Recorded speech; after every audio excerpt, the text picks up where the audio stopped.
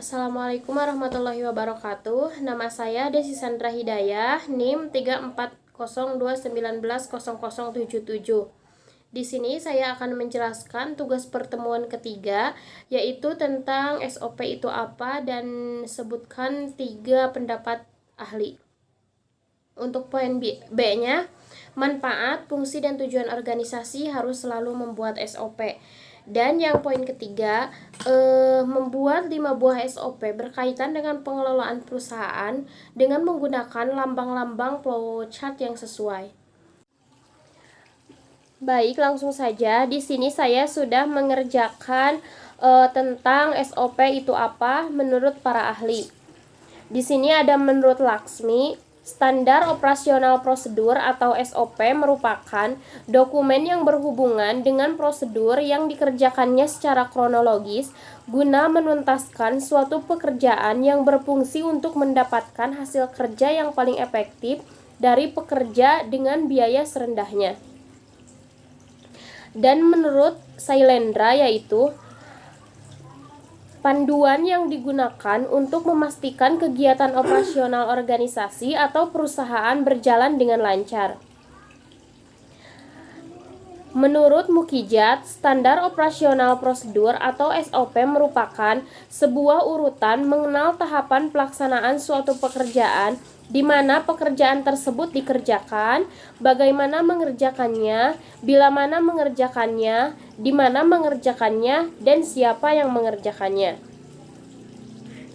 Menurut Insani, standar operasional prosedur atau SOP merupakan dokumen yang memuat mengenai serangkaian perintah atau instruksi yang telah dibuat secara tertulis. Kemudian, dilakukan pada berbagai proses penyelenggaraan administrasi perkantoran yang terdiri dari cara melakukan pekerjaan, tempat penyelenggaraan, waktu pelaksanaan, dan individu yang terlihat dalam aktivitas. Selanjutnya, manfaat, fungsi, dan tujuan organisasi harus selalu membuat SOP.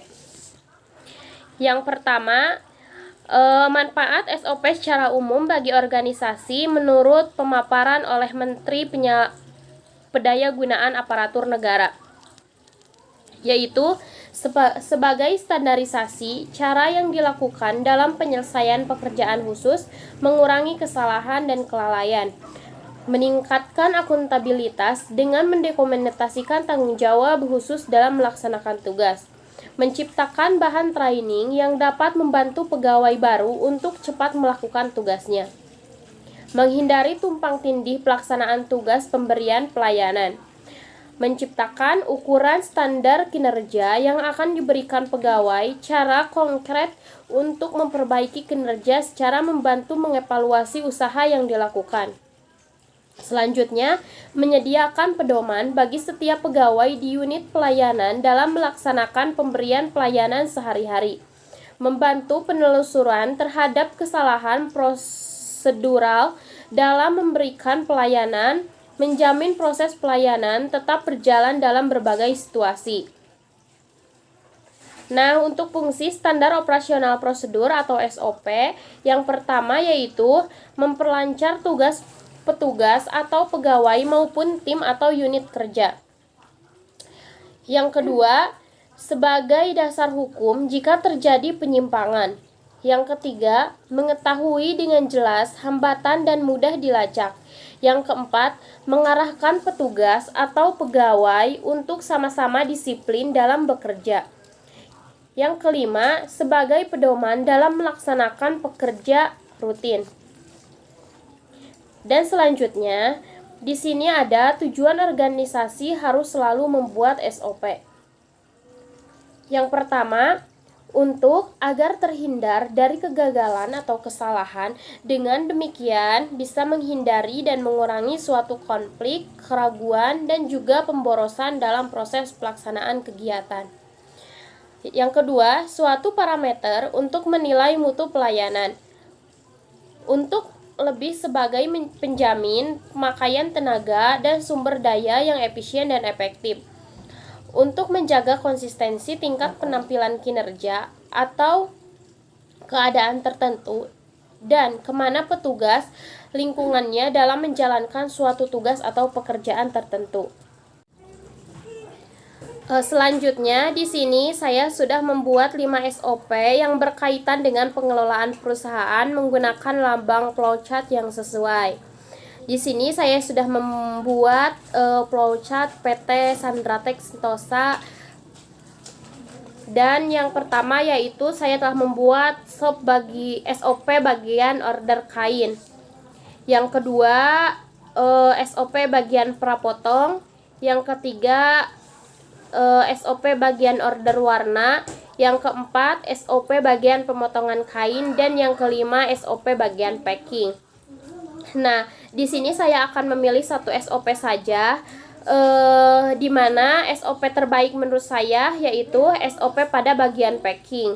Dikarenakan pada bagian ini terdapat jika produk atau barang mengalami keterlambatan, pihak operator packing akan menambahkan produk ready stock secara gratis kepada pelanggan atau konsumen.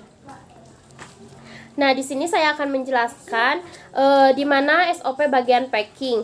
Yang pertama yaitu lambang flowchart. Yang pertama yaitu terminator simbol. Terminator simbol adalah simbol permulaan dan akhir kegiatan. Selanjutnya terdapat flow direction simbol atau panah ke proses melihat kertas order dengan lambang flowchart processing simbol. Selanjutnya flow direction lagi menuju simbol decision, produk orderan sudah lengkap. Simbol decision adalah simbol pilihan proses berdasarkan kondisi yang ada. Nah, di sini terdapat dua pilihan, yaitu apabila mengalami terlambat, maka prosesnya yaitu produk ready stock. Namun, apabila tidak mengalami keterlambatan atau tepat, maka proses dilanjutkan menuju penyetrikaan. Penyetrikaan ini menggunakan lambang simbol manual operation, yang artinya simbol yang menunjukkan pengelolaan yang tidak dilakukan oleh komputer. Selanjutnya, flow direction simbol lagi menuju pembungkusan produk dengan plastik. Dilanjutkan, produk yang telah dibungkus disimpan di rak penyimpanan finish good dan selesai terlihat di sini sampai menggunakan terminator simbol seperti mulai tadi. Di sini ada deskripsi. Yang pertama, operator packing menerima produk jadi dari bagian pemotongan kain. Yang kedua, operator melihat kertas orderan, mengecek kesesuaian dan kelengkapan produk. Jika mengalami keterlambatan pengiriman, maka dalam paket pengiriman ditambahkan produk ready stock. Nah, yang ketiga, setelah orderan lengkap dan siap untuk dikirim, produk jadi disetrika terlebih dahulu. Yang keempat, setelah disetrika produk dibungkus dengan plastik wrap.